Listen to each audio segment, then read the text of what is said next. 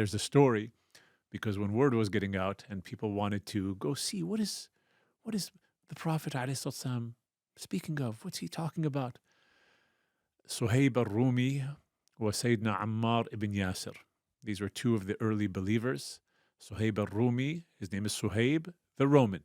He's actually originally Arab, but his father took him to the Roman lands, and Suhaib was taken into slavery. Eventually, he grows up in the Roman lands, and he's sold back to the Arabs, and he lands back in Mecca al-Mukarramah.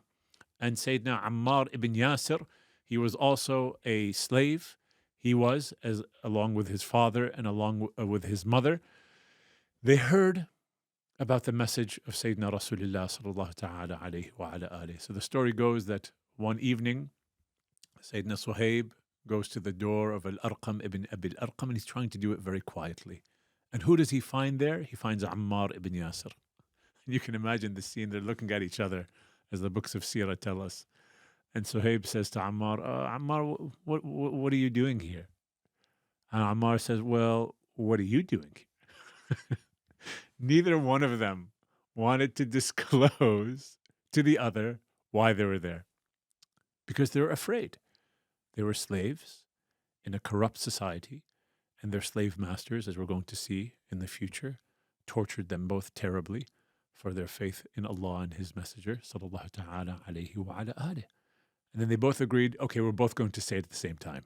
And they both said, I want to meet and see what's going on with the message of Muhammad ibn Abdullah alayhi salam, because they both knew him, sallallahu ta'ala alayhi wa ala alih. So they entered into the home of Al-Arqam ibn Abi Al-Arqam.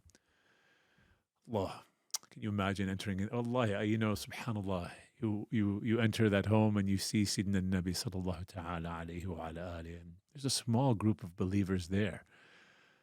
And you try to picture that in your heart. What was that like? To be able to sit on the floor and stare at him, sallallahu ta'ala alayhi wa ala alih, as he's spiritually guiding us, and Quran is being revealed to him. And they enter into that Muhammadan presence. You imagine, Jibreel is coming, alayhi salam, the Quran is being revealed.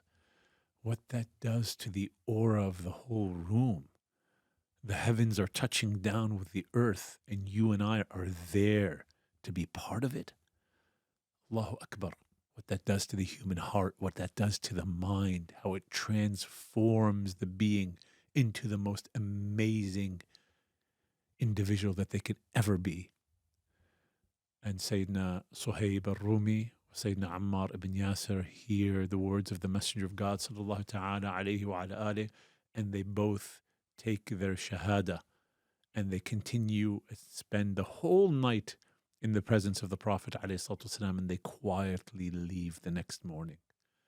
So this is the Sadaqah Jariyah of Al-Arqam ibn Abi Al-Arqam. He opened his doors to the early believers, and Allah subhanahu wa ta'ala opened the doors of barakah into the life of Al-Arqam ibn Abi Al-Arqam, who some of the ulama say was the seventh man to believe in the Prophet ﷺ, and others say that he was the 13th. May Allah subhanahu wa ta'ala be pleased upon them all.